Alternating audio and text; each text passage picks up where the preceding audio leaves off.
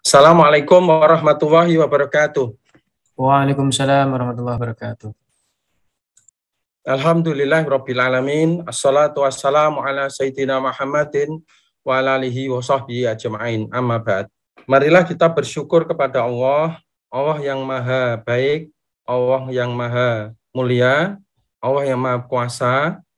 Atas kebesarannya kita mendapatkan nikmat yang begitu banyak yang kita minta maupun tidak kita minta. Allah senantiasa mencurahkan nikmat itu kepada kita semuanya. Mudah-mudahan kita sebagai hambanya termasuk orang atau hamba-hambanya yang pandai bersyukur atas nikmat itu, yaitu dengan menggunakan apa yang ada pada diri kita untuk memuji kebesarannya, tidak mensekutukan Allah, dan taat kepada syariahnya, serta berakhlak mulia kepada sesama manusia. Salawat dan salam semoga senantiasa tercurah kepada uswah hasanah kita, yaitu baginda Nabi Agung Muhammad Rasulullah Sallallahu Alaihi Wasallam. Allahumma sholli ala sayyidina Muhammad wa ala alihi wa sahbihi ajma'in. Terima kasih atas kesempatan yang diberikan pada saya dalam majelis duha ini. Baik, saya akan menyampaikan sedikit tentang materi yang pada kesempatan ini mudah-mudahan bisa dilihat. Jadi akan kita berbagi dalam khasanah warisan ilmu Islam, dan kita mengenal beberapa ilmuwan muslim yang menjadi teladan baik dalam ilmu maupun akhlaknya. Karena kalau kita melakukan islamisasi ilmu atau Islamic of Knowledge atau rekonstruksi ilmu atas dasar nilai-nilai, tentu kita belajar dari pendahulu kita. Yang saya tampilkan ini yang ada hubungannya dengan ilmu sains atau matematik. Ini dengan pertanyaan, mengapa bagan alir atau algoritma disebut sebagai algoritma? Ya. We think of an algorithm as something new, but the term actually dates back about 900 years.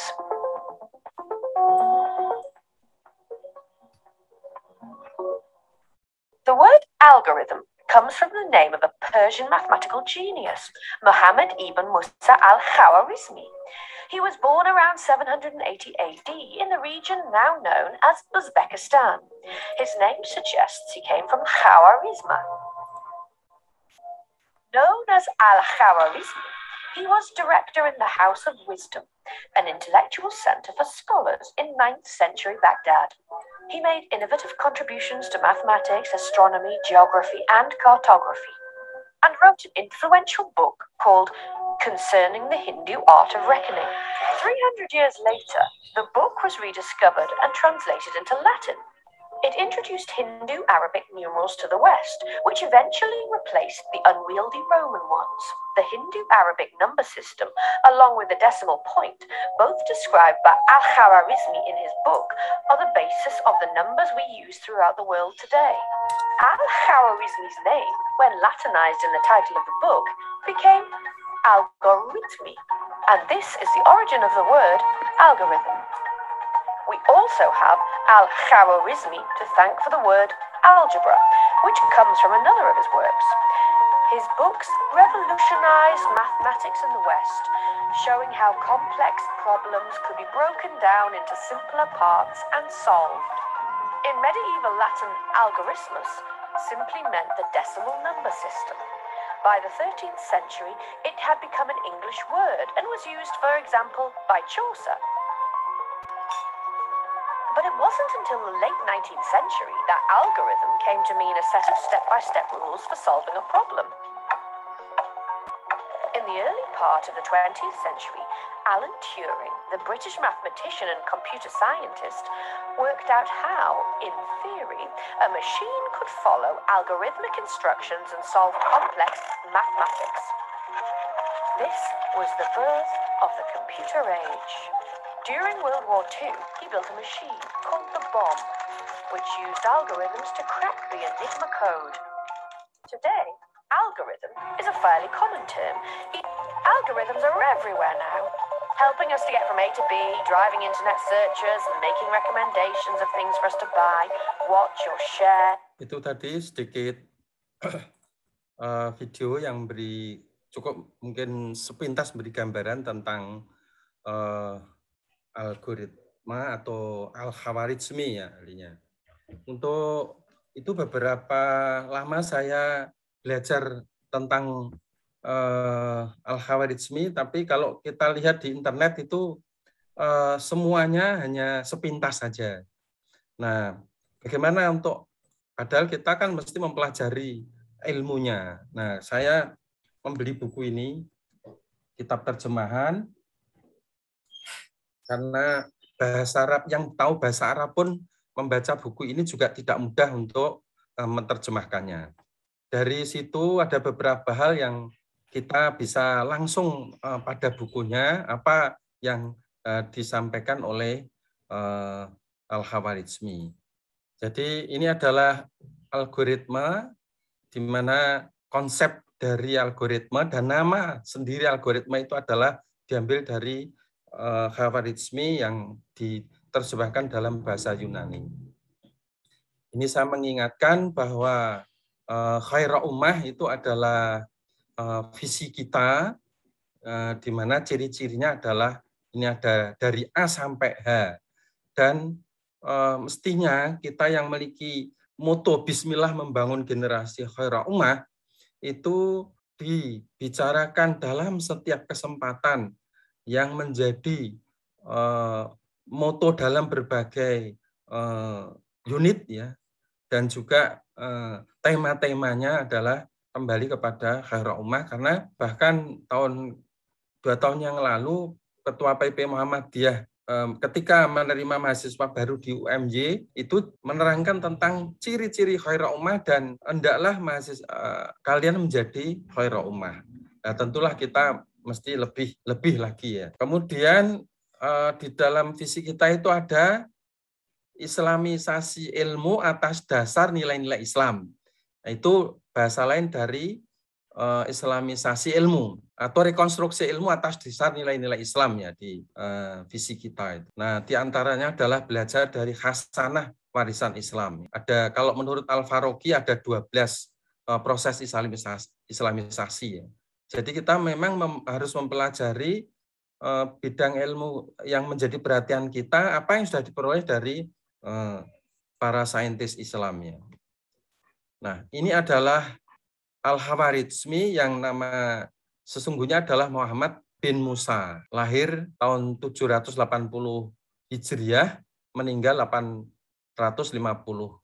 Hijriah. Meninggal di Baghdad, lahirnya di Uzbekistan. Ya. Dan ini dikenal banyak hal penemuannya, diantaranya yang terkenal adalah tentang algoritma, tentang angka, termasuk mempopulerkan angka 0, dan kemudian dari angka 0 itu menjadi biner dan menjadi sistem kerja dari digital. Bukunya yang terkenal adalah Al-Jabar ya. Maka Al-Khawarizmi di dalam abad 21 ini di mana komputer menjadi dominan, lalu beliau disebut sebagai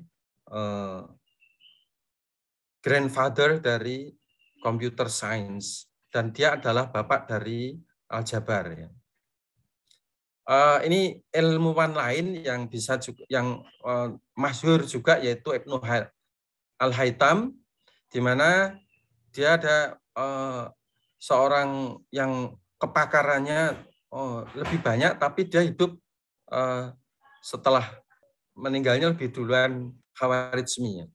Ya, ini kalau Al-Haytham itu atau Al-Hasan itu merupakan saintis Muslim pelopor, di mana metode eksperimen di dalam membuktikan hipotesa itu dibuktikan secara empiris dalam ilmu cahaya, dan inilah kelak menjadi pengetahuan yang hingga kini teknologi optik itu berkembang pesat. Kembali kepada Al-Khawarizmi atau Muhammad Ibnu Musa, ini bukunya yang terkenal adalah Kitab Al-Jabr wa Al-Muqabalah. Nah, ini dalam bahasa Arab asli, tapi kemudian diterjemahkan ke bahasa Latin diterjemahkan orang Barat. Nah, itu malah lebih terkenal, tapi kemudian manuskripnya dicari dan Sekarang sudah ada salinannya di beberapa negara. Ya. Ini adalah contoh di mana Al-Khwarizmi memperkenalkan atau mempopulerkan angka Arab yang mulai dari 1, 2, 3, 4, 5, 6, 7, 8, 9, 0 ya. Di mana ini dipublikasi dalam bahasa Yunani dan diterjemahkan dalam bahasa Latin ya. Kemudian diterjemahkan dalam bahasa Inggris dan banyak dikenal orang ya. Nah, ini mudah sekali, angka ini lebih mudah dan kita pakai sekarang dibanding angka Romawi. Jadi kalau 1 ini sudutnya 1, 2 sudutnya 2, demikian juga 9 sudutnya 9. 0 tidak ada sudut. Ini beberapa jurnal itu memuat kembali karya banyak orang menulis tentang karya Khwarizmi ya, yang dia adalah terkenal aljabar. Dulu waktu saya SMP nama mata kuliah mata pelajaran itu masih aljabar ya. Kemudian waktu SMA sebagian mulai diganti. Ya, aljabar itu bukan namanya Al-Khwarizmi ya, tapi ada konsep dalam teori atau bukunya Aljabar wa Al-Muqabalah. Nah, ini adalah bukunya ya, Aljabar ya dari Khwarizmi. Nah, dalam kesempatan ini saya cuplikkan pengantar dari penulis dalam kitab Aljabar wa Al-Muqabalah. Ini artinya kalau diterjemahkan, ya ini saya mengambil beberapa atau meminta tolong beberapa orang untuk menerjemahkan. Mengapa ini saya tampilkan? Inilah perbedaan antara ilmuwan Muslim dengan Barat. Kalau Muslim, seluruh ilmunya didedikasikan kepada Allah. Ya, mari kita lihat ya. Kata pengantar dari buku ini adalah ucapan Bismillahirrahmanirrahim. Hada kitabun wada'ahu Muhammad ibnu Musa. Ya. Kitab ini dikarang oleh Muhammad bin Musa al-Khwarizmi. Segala puji bagi Allah atas segala nikmatnya karena dia adalah yang maha terpuji dan dia selalu mencurahkan karunia-Nya dan hamba-hamba dari ciptaannya. Jadi kitabnya ini kembali menunjukkan apa yang dituliskan menunjukkan sikap dari penulisnya. Dilanjutkan dengan maka wajib bagi hambanya bersyukur, beriman dengan tidak mempersekutukannya, kemudian merendah dan khusyuk di hadapan keagungannya. Jadi di sini kita bisa melihat dari teks ini bahwa kita memuji kepada Allah itu karena apa? Nikmat yang kita terima itu banyak. Patutlah kita bersyukur. Lah caranya bersyukur apa? Yaitu dengan beriman dan tidak mempersekutukan Allah. Kemudian merendah diri dan khusyuk di hadapan Allah. Kemudian dialah yang mengutus Nabi Muhammad SAW. Ini saya tulis. Jadi kalau kita menulis Nabi Muhammad terus SAW gitu ya, ya sebaiknya ditulis lengkap. Kalau di Al-Khwarizmi tulis Muhammad Shallallahu Alaihi Wasallam ya semua. Dengan kenabian yang di saat fatrah zaman panjang yang tidak ada nabi dan saat kebenaran serta petunjuk diingkari. Maka beliau membimbing untuk keluar dari kegelapan, menyelamatkan dari kebinasaan, memperbanyak yang sedikit dan menyatukan yang terpecah. Segala puji bagi Allah, Tuhan kami yang maha mulia dan semoga tercurah kepada baginda Nabi Muhammad Shallallahu Alaihi Wasallam. Lalu dalam pengantar ini ada panjang ucapan kepada khalifahnya. Ini tanda bahwa kalau ya ini kalau merupakan disertasi atau pengantar dari skripsi atau tugas akhir mungkin bisa diformat model seperti ini. Tapi bukan hanya copy paste tentu, harus dengan kata-katanya yang menunjukkan jiwanya. Jadi paragraf-paragraf berikutnya ucapan kepada khalifah atas dorongan dan dukungan kepada para ilmuwan. Kemudian pada beberapa ilmuwan ada yang menerapkan pada diri mereka untuk mendapatkan pengetahuan yang sebelumnya tidak ada, serta mewariskan kepada penerusnya, kemudian para penerusnya akan memberikan komentar dan koreksi atas pekerjaan yang ditinggalkan oleh pendahulunya, serta mendefinisikan metode terbaik untuk memberikan jalan yang lebih mudah terhadap ilmu pengetahuan atau menempatkannya pada pengetahuan yang lebih dalam. Jadi penelitian itu ada beberapa manfaat untuk mendapatkan pengetahuan dari studi sebelumnya, bahkan mungkin juga memberi koreksi atau komentar ya. Kemudian bisa juga metodologinya dan mungkin memperdalam. Kemudian dilanjutkan lagi, beberapa ilmuwan penerus lainnya mempelajari kesalahan dari pekerjaan sebelumnya dan mengatur ulang satu pengetahuan yang belum jelas atau menyesuaikan terhadap apa yang belum teratur, serta memperbaiki setiap kesalahan rekan sesama ilmuwan.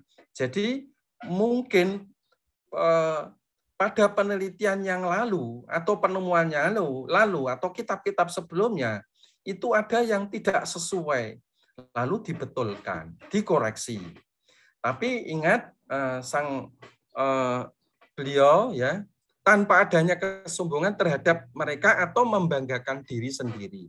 Ini menunjukkan adab ya, adab dalam seorang yang sebagai peneliti atau ilmuwan. Tidak boleh sombong dan tidak boleh ujub atau bangga diri. Bergantung kepada kebaikan niat, saya berharap pengajaran adalah hadiahnya serta mendapatkan doa untuk memperoleh rahmat Allah SWT sebagai balasannya. Semoga berkah dan karunia Allah selalu melimpah pada mereka. Keyakinan saya hanya kepada Allah dalam segala hal dan hanya kepadanya kami beriman. Dia adalah Tuhan di atas singgasana yang mulia, semoga berkahnya selalu bersama para nabi dan rasul utusannya. Demikian itu tadi pengantarnya. Jadi dari pengantar ini pun menunjukkan bahwa beliau itu adalah seorang yang memang hati dan jiwanya berzikir kepada Allah, sehingga didedikasikan kepada Allah, dan dia juga paham tentang sunnah Rasulullah. Kemudian tentang Al-Jabar. Al-Jabar adalah maksud dari Al-Jabar itu menambahkan suku yang sama pada kedua ras persamaan. Ini persamaan dalam matematik atau dalam Al-Jabar ya. Persamaan linear maupun kuadrat ya. Mengeliminasi suku negatif atau mengalihkan kedua ruas persamaan dengan satu perbilangan yang sama atau inversnya dengan eliminasi pecahan. Ini contohnya X kuadrat sama dengan 40X dikurang 4X kuadrat, maka operasi ini bisa yaitu menambahkan 4X kuadrat pada ruas kanan, kemudian mengurangkan ya, menambahkan pada ruas kiri juga ya, menambahkan supaya min 4X kuadrat itu menjadi tereliminasi. Sehingga persamaannya menjadi begini. Ini sebenarnya bukan yang Al-Jabar di buku kitabnya, tidak ada seperti ini. Tapi X kemudian kuadrat itu dalam bentuk kalimat dan dalam bentuk geometri luasannya. Jadi seperti itu. Jadi pelanjutnya baru merumuskan dalam bentuk formula seperti ini. Kemudian al-muqabalah artinya reduksi suku-suku positif dengan cara melakukan pengurangan dengan suku tertentu pada kedua ruas persamaan. Ini seperti ini. Jadi nanti yang dikurangi 29, yang suku kiri, yang sebelah kanan menjadi hilang. Jadi itulah berarti al-jabar, wa al-muqabalah itu tadi, kalau al-jabar itu adalah menambahkan suku sama pada kedua ruas dengan negatif atau mengalihkan. Kalau yang sebelah kanan yang muqabalah itu suku positif, reduksi suku positif dengan cara melakukan pengurangan dengan suku tertentu ya pada kedua ruas kiri atau kanan dan kanan. Nah, dalam buku ini ada 6 persamaan baik itu linear maupun kuadratik yang dirumuskan dan solusinya. Tapi di sini metode grafis geometri yang itu pada ilmuwan sebelumnya geometris itu tetapi tidak dirumuskan dalam hubungan persamaan. Nah, Al-Khawarizmi merumuskan persamaan ini. Maka kalau kita melihat ada sebuah persamaan seperti ini, oh ini berarti aljabar. Aljabar dari Al-Khawarizmi. Nah, contohnya ini, 1 kuadrat dan 10 akar sama dengan 39 atau dirham. Di mana hal ini bermakna berapakah suatu yang dikuadratkan bila ditambah 10 akarnya sama dengan 39. Nah, ini ditulis dalam bentuk matematik seperti ini. Tapi dari objek real, Al-Khawarizmi merumuskan dalam bentuk kata-kata yang isinya persamaan ini. Nah, kalau di dalam aljabar itu ada XY. Kemudian dengan kemajuan komputer, XY itu di dalam program komputer pengalaman saya, sekarang itu kecanggihan dari termasuk misalnya MATLAB atau bahasa C++ itu notasi itu tidak XY karena banyaknya notasi variabel nanti X1 apa X2 apa sulit. Maka kalau di dalam bidang teknik sipil khususnya struktur, persamaan itu gaya tidak mesti X, yaitu forces, tulis saja forces gitu. Kekakuan itu stiffness, perpindahan displacement. Nah, persamaan aljabar seperti ini dikembangkan berikutnya adalah namanya masih aljabar tapi ditambahi matriks, aljabar matriks, matrik algebra bahasa Inggrisnya. Nah, dari kalau kita lihat software untuk analisa bangunan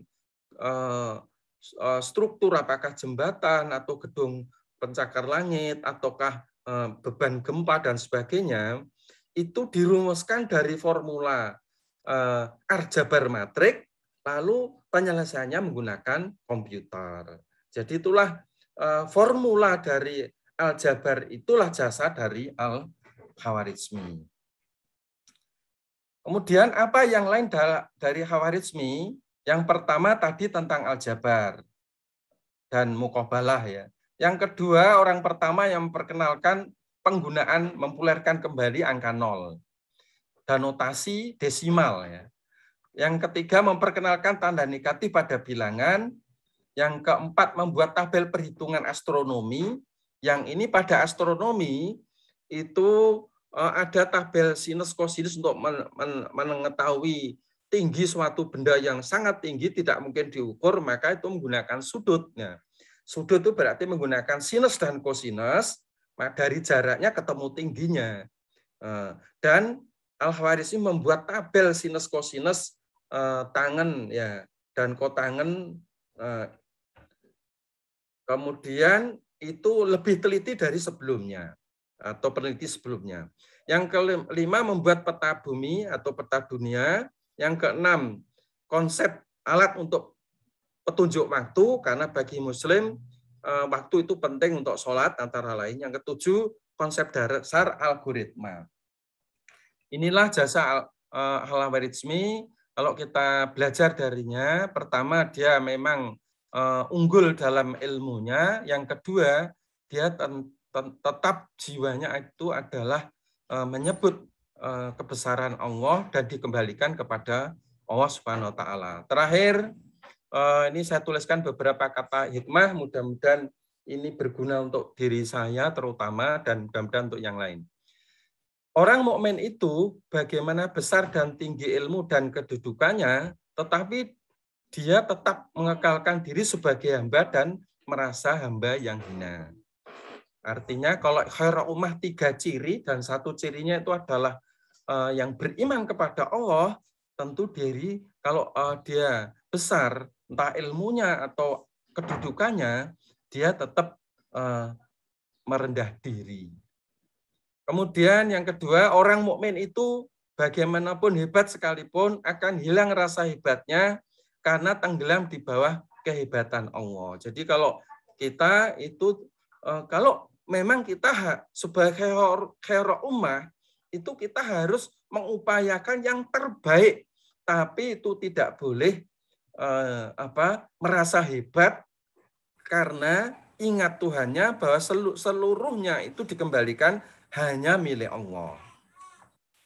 Kemudian berikutnya, orang mukmin sejati itu bukan saja sangat menjaga mulut, mata, telinga, dan lain-lain anggota lahir, tetapi gerakan hati dan pikiran pun sangat dijaga, karena itu juga terlibat dengan dosa dan pahala. Jadi, ya tentulah sebagai orang mukmin yang lahir, dosa-dosa lahir, tentu harus dijaga. Apalagi dosa, tentu terutama dosa hati, ya. Karena itu yang berat. Tetapi kalau hanya lahir saja belum cukup jadi orang yang mukmin. Berikutnya, kalau seorang itu sangat gairah menasihati orang lain dengan melupakan diri sendiri, tanda menunjukkan perjuangannya itu ada kepentingan diri atau nafsu yang tersembunyi. Demikian jam 9:11 mungkin lewat atau pas, saya tidak tahu. Mudah-mudahan apa yang saya sampaikan bermanfaat untuk diri saya dan juga pada hadirin sekalian. Hikmahnya adalah mari kita mengakui kebesaran Allah dengan tidak mensekutukan dengan ibadah kepada Allah. Kita dedikasikan seluruh hidup kita kepada Allah. Dengan ilmu kita mudah-mudahan bertambah iman. Demikian Ali Mustafa, saya akhiri. Assalamualaikum warahmatullahi wabarakatuh.